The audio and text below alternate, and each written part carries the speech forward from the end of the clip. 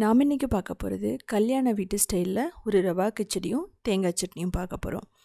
இது வந்து பார்த்திங்க அப்படின்னா பிகினர்ஸ்க்கோ பேச்சுலர்ஸ்க்கு ரொம்ப பர்ஃபெக்டாக இருக்கும். ஒரு சிம்பிளான பிரேக்ஃபாஸ்ட் இல்லை டின்னர்னு சொல்லலாம். ஒன்றோட ஒன்று ஒட்டாமல் ஒரு சொதன்னு இல்லாமல் ரொம்ப பர்ஃபெக்டாக எப்படி பண்ணுறதுன்னு பார்க்கலாம்.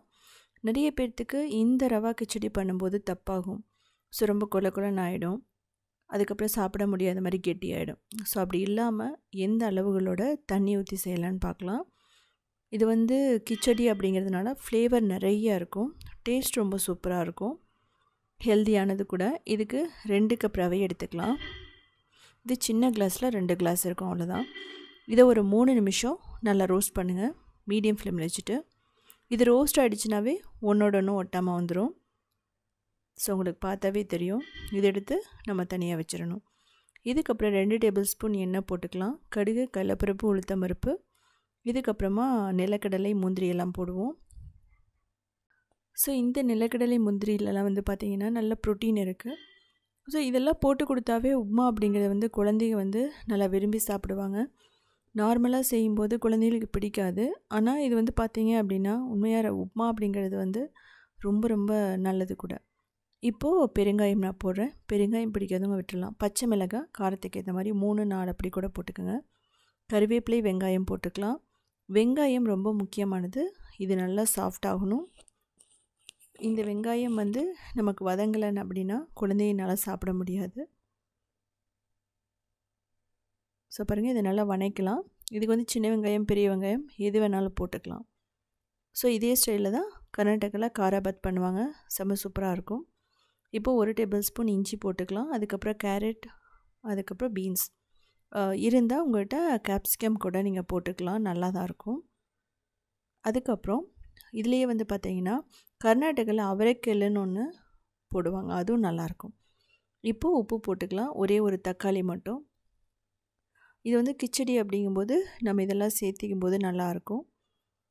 நார்மல் உப்மா அப்படிங்கும்போது நீங்கள் சிம்பிளாக வெங்காயம், இஞ்சி, பச்சை மிளகாய், கறிவேப்பிலை, கொஞ்சம் தேங்காய், அது வந்து ஆப்ஷனல் தான். மஞ்சத்தூள்லாம் நம்ம போட மாட்டோம்.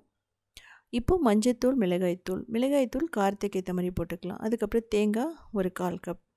நல்லா மிக்ஸ் பண்ணுங்கள். தேங்காய் ரொம்ப ரோஸ்ட் ஆகணும்னு அவசியம் இல்லை, நல்ல ஃப்ளேவர் கொடுக்கும்.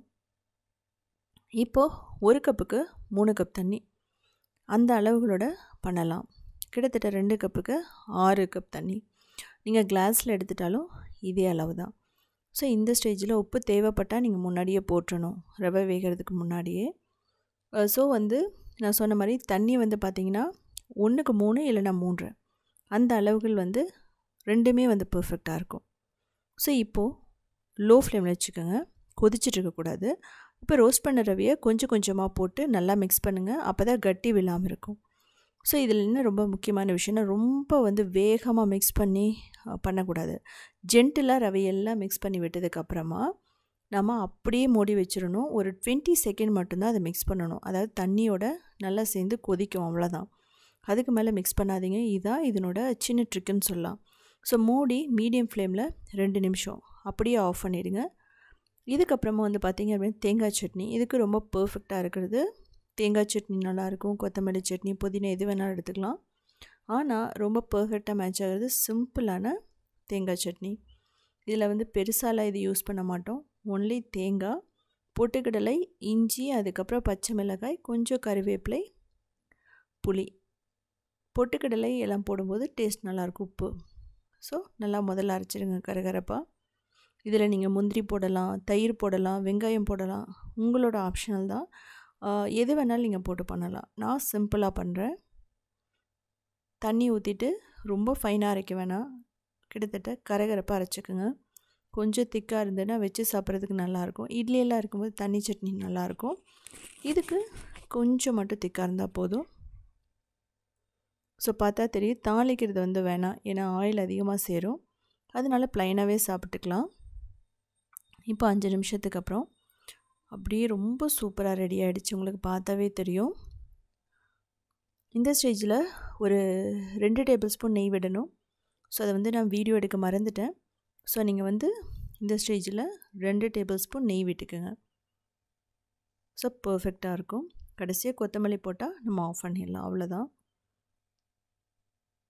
ஸோ பாருங்கள் எந்த அளவுக்கு இருக்குதுன்னு சொல்லிட்டு. இது வந்து பார்த்தீங்க அப்படின்னா வெயிட் லாஸ் அப்படின்னு போகிறவங்களும் சரி, ஒரு 10 நிமிஷத்துக்குள்ளே யாராவது வந்துட்டாங்கன்னா இமீடியட்டாக செய்யணும்னா இதை வந்து கண்டிப்பாக செஞ்சு கொடுங்க.